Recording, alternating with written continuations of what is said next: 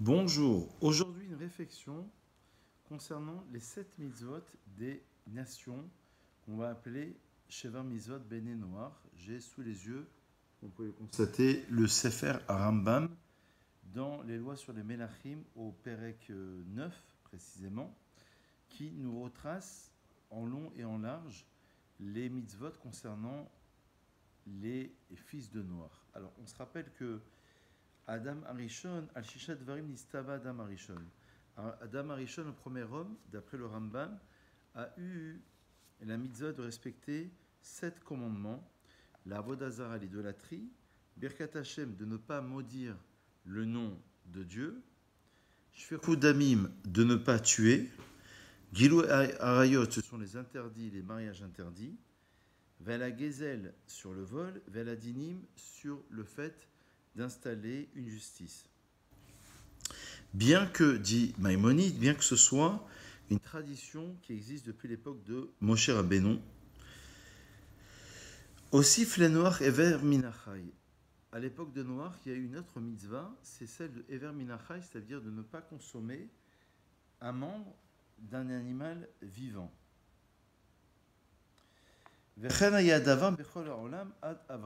Ainsi étaient appliqués les mitzvot jusqu'à l'époque d'Avraham Avinu. Donc on part, si vous voulez, d'un principe général, celui de ne pas consommer de l'arme interdite à l'époque d'Adam Arishon, qui est composé, alors là c'est toute une démonstration dans la Gemara de Sanhedrin à la page 56, où là-bas on le déduit en long et en large, à partir du verset Vaïsav Hashem Elohim ala Adam, que Dieu a ordonné à l'homme.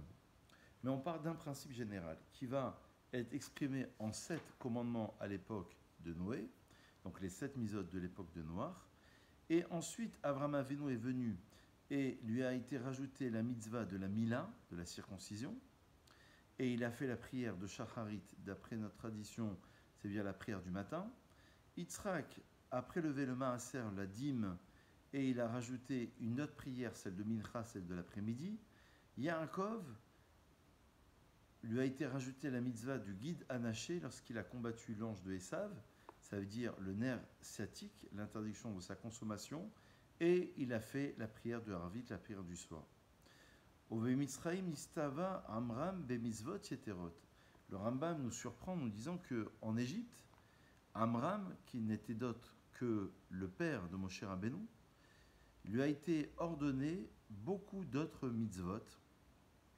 Acheba Moshe Rabbeinu, Venishlema Torah Liedo. Voilà le processus selon Maïmonide, c'est jusqu'à ce qu'est venu Moshe Rabbeinu, et évidemment, et il a complété le reste des mitzvot.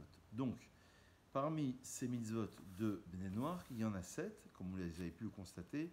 Alors, d'après certains, ces 7 mitzvot, en fait, il y en a 24, puisqu'on va les extrapoler, et on va en déduire d'autres mitzvot. D'après d'autres, c'est 30 mitzvot au total.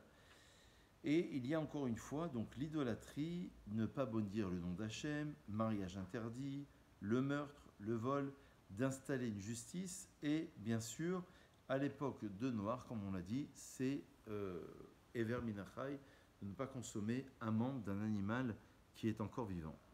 Ce qui est intéressant, c'est de voir finalement cette interaction entre juifs et non-juifs, entre nations du monde et le peuple juif. C'est vrai que les nations ont cette mitzvah de respecter les 7 mitzvot selon, dira Maïmonide plus tard, les indications de Moshe Rabbeinu. Ça veut dire que on peut faire partie des pieux des nations, dit Maïmonide, Chassidé Omot Haolam, à partir du moment où on va respecter ces 7 commandements selon les instructions de Moshe Rabbeinu, comme la Torah les a formulées. Mais comment on passe de 7 à 613 ? C'est ça la grande question, voire 620, parce que vous savez qu'il y a 7 mitzvot rabbiniques qui ont été rajoutées dans le temps, comme la fête de Hanouka et de Purim. Et on avait expliqué que dans les 10 commandements, il y a 620 lettres qui correspondent à la gematria de Keter, c'est-à-dire de la couronne, première sphira. Alors c'est intéressant parce que il y a ces principes, c'est comme si on partait, dit Laura Volbeux, d'une unité exprimée par un homme, Adam, et dans la mesure où il y a une déchéance morale et spirituelle, on va déjà passer d'un principe à 7 principes concernant les nations. Et ensuite arrive Avraham Avinu. La notion de rite arrive avec Avraham Avinu concernant la Mila. Avant, il n'y avait pas réellement un rite. Il y avait quelque chose d'autre. Il y avait une spiritualité qui était exercée, des principes moraux dans une société. On peut voir le principe relié à la cruauté, et vers Minachai, le principe relié à l'autre de ne pas le voler ou de ne pas le tuer, le principe relié à la société d'installer une justice. Et ensuite, dans la mesure où il y a une déchéance morale et spirituelle, on se rappelle qu'il y a eu 26 générations avant le don de la Torah, et sur quoi le monde reposait et existait grâce au chesed, grâce à la bonté. Olam chesed ibané. Ce sont les 26 d'ailleurs qui est Olam chasdo, parce que ta bonté, sa bonté, elle est éternelle à Dieu, que nous récitons tous les Shabbats matins lors de la prière du matin. Et ensuite, on va recevoir la Torah.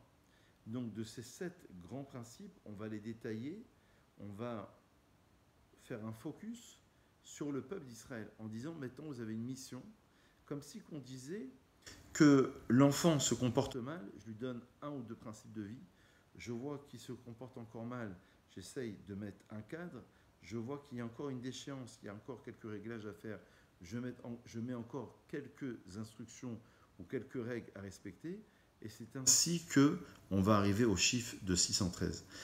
Certains maîtres, comme le Ramchal, expliquent que les 7 mitzvot générales des nations sont importantes parce qu'elles concernent justement l'ordre du monde. Le Rambam, d'ailleurs, va formuler, et elles correspondent, d'ailleurs, c'est ce que je voulais dire, aux 7 sphirotes inférieures. Mais on est dans un klal, on est dans une règle générale. Et ensuite, les 7, on va arriver à 613 ou 620 parce que on va arriver à exprimer chacune des mitzvot, soit en dizaines, soit en centaines.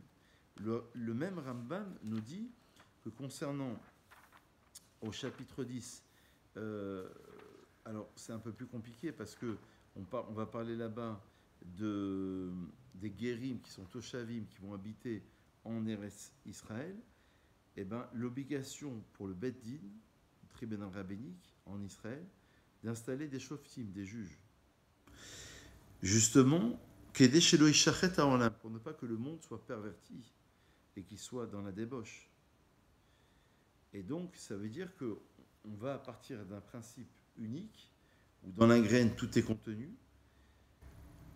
Lorsque l'homme faute, c'est là, dit le Ramchal, où il y a un mélange entre nations qui apparaît, donc goïm, goï, c'est pas un terme péjoratif, ça veut dire un peuple, où le goï va intervenir avec les nations à partir de la faute d'Adam Arishon.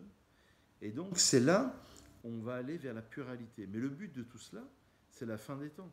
C'est de la réunion, l'union ou la réunion de tous les peuples autour d'un seul Dieu, le Dieu d'Israël, avec la Torah et avec la notion de paix. C'est ça le messianisme. Donc en fait, ça correspond à toute l'histoire d'Israël. Au niveau philosophique, ça veut dire que tout était contenu dans la graine à travers un principe, exprimé ensuite en 7 par les 7 mitzvot de Béné Noir, exprimé beaucoup plus tard, donc à l'époque de Amram, le père de Moshe, et ensuite par Moshe Rabbeinu 613 ou 620 avec les 7 mitzvot rabbiniques. Donc on va aller vers la pluralité, mais le but, à la fin, c'est d'unifier tout cela. D'où l'expression talmudique, comprise par le Ramchal, mitzvot betelot le'atid lavo. Il y a une position dans le Talmud qui dit que les commandements seront annulés dans les temps futurs.